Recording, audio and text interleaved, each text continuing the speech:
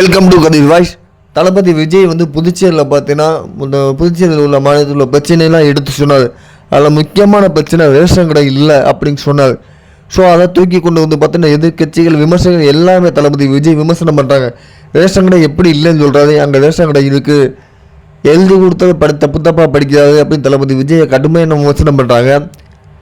உண்மையிலே என்ன நிலவரம்னா 2014 கிரண்பேடி ஆளுநராக இருந்தாங்க புதுச்சேரியில். அப்போ ரேஷன் கடையில் ஊழல் நடக்குன்னு ரேஷன் கடையை சுத்தமாக க்ளோஸ் பண்ணிட்டாங்க. அதுக்கப்புறம் கொஞ்ச நாள் பார்த்தீங்கன்னா ரேஷன் கடை சும்மா 2 கடையில் ஓப்பன் பண்ணிட்டு மஞ்சள் கார்டுக்கு சிவப்பு கார்டுக்கு இந்த மாதிரிலாம் கொடுத்துருந்தாங்க. அரிசி 20 கிலோ 10 கிலோ கொடுத்துருந்தாங்க. அதுக்கப்புறம் 2021 என்ன காங்கிரஸ் பிஜேபி கூட்டணி வச்சு நாங்கள் ரேஷன் கடையில் கொண்டு வந்துடும் அப்படின்னு வாக்குறுதி கொடுத்தாங்க. ஆனால் அந்த 4 வருஷமாகி கொண்டு வரல. கடைசியில் 2024 பார்த்தீங்கன்னா மக்கள் கொடுத்த அழுத்தத்தால் 2024 ரேஷன் கடை ஓப்பன் பண்ணாங்க. ஆனால் நம்ம தமிழ்நாட்டில் கொடுக்குற மாதிரி மாதம் கொடுக்க மாட்டாங்க. எப்போயாவது ஒரு டைம் தான் தீபாவளி பொங்கல் இந்த மாதிரி ஃபெஸ்டிவல்லாம் தான் கொடுப்பாங்க.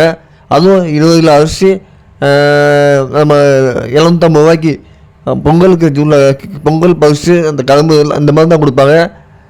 மற்றபடி மாதமாக சர்க்கரை பருப்பு சீனி இந்த மாதிரிலாம் கொடுக்க மாட்டாங்க. அதை தான் தளபதி விஜய் அதில் சுட்டி காட்டினார். தளபதி விஜய் வந்து எந்த புது தொகுதியில் பிரச்சனைனா அதை தெளிவாக தெரிஞ்சுக்கிட்டு தான் எல்லாமே சொல்லுவார். ஆனால் அவர் எதையும் அளவுதையுமா சொல்ல மாட்டார்.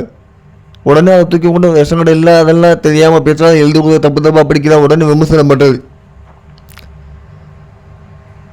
இதை வந்து அமைச்சர் நமச்சிவாயன் சொல்கிறார், இது கூட தெரியாமல் இருக்காரு, எல்லாத்தையும் தெரிஞ்சுக்கிட்டு தான் தளபதி விஜய் பேசுவார். ஒரு தொகுதியில் என்னென்ன பிரச்சனை இருக்குது, இதெல்லாம் சரியாக இருக்குமா, இதெல்லாம் கரெக்டாக இருக்கா, இதெல்லாம் தப்பாக இருக்கா அப்படின்னு கேட்டு தான் பேசுவார். அவர் எதையுமே தெரிஞ்சுக்கிட்டு பேச மாட்டார். என்ன விமர்சனம் பண்ணாலுமே உண்மையான நிலவரம் மக்கள்கிட்ட கேட்டு பாருங்க தெரியும்.